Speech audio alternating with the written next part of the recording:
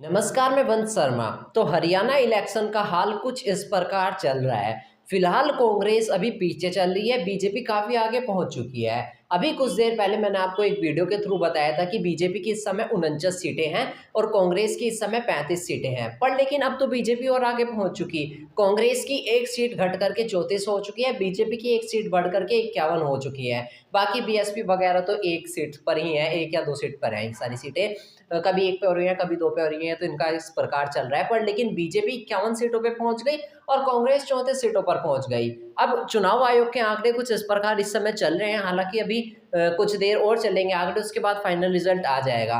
अगर मैं हद से हद आपको बताऊं ना, अगर सीटें घटती भी है ना बीजेपी की, क्योंकि आखिरी आंकड़े आने तक का थोड़ी बहुत घट भी जाती हैं सीटें, तो अगर घटती भी है ना सीटें, तो 51 से घट करके ज़्यादा से ज़्यादा वो आप 46 मान लीजिए, 5 सीटें घट जाएंगी। 6 भी सीटें घट गई ना तो 45 हो जाएगी और 45 पर ही बहुमत मिलती है। 44-45 पर फाइनल बहुमत मिल जाती है किसी पार्टी को, 43 तक का भी मिल जाती है। अब सबसे पहले तो मैं आपको अजीत भारती का एक पोस्ट दिखाता हूँ। पत्रकार अजीत भारती लिखते हैं, ईवीएम हैकिंग की बातें करने वाले लोग बचे हैं या नहीं, अमित शाह का कंप्यूटर वाला मीम लगाओ। द जयपुर डायलॉग्स लिखता है, ढोल वाले लौटा दिए कांग्रेस ने। कुछ चैनल कांग्रेस को 70 सीटें दे रहे थे। तो इस प्रकार जयपुर डायलॉग लिखना चाहते हैं कि कुछ चैनल जो थे कांग्रेस को भाई 60 से 70 सीटें तक का दे चुके थे कि कांग्रेस की 70 सीटें आएंगी, बीजेपी की 5 से 6 सीटें आएंगी और बाकी की सीट और पार्टीज पे जाएंगी, बीएसपी पर, आईएनडी पर, आईएनएलडी पर। काफी पत्रकारों ने अपना आंकड़ा दिया था जिसमें दिखाया था कि भाई बीजेपी को तो 10 से 15 सीटें मिल जाएंगी, आधा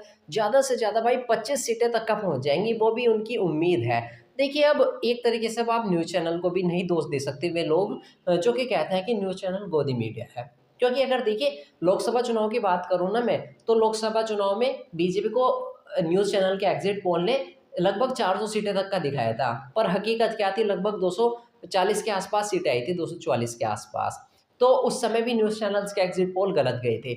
और इन जो हरियाणा इलेक्शन है इनमें भी न्यूज़ चैनल्स ने एग्जिट पोल दिए थे और उन एग्जिट पोल में न्यूज़ चैनल्स ने दिखाया था कि जो है कांग्रेस को लगभग 50 से ऊपर सीटें तक का मिलने वाली है, 44 से लेकर के 70 तक का सीटें मिल जाएंगी। काफ़ी न्यूज़ चैनल्स ने इस प्रकार दिखाया था, किसी ने 52 सीटें दिखाई थी, किसी ने 55, किसी ने 60 से 65, किसी ने 45 से लेकर 55, इस प्रकार की सीटें न्यूज़ चैनल्स ने दिखाई थी। पर हकीकत क्या थी ये आपके सामने है और कांग्रेस को इस समय 34 सीटें मिली हुई हैं। जब तक का मैं ये वीडियो बना रहा हूँ तब तक का चुनाव आयोग के आंकड़े 34 सीटें पर हैं कांग्रेस के लिए और बीजेपी 51 सीटों पर है।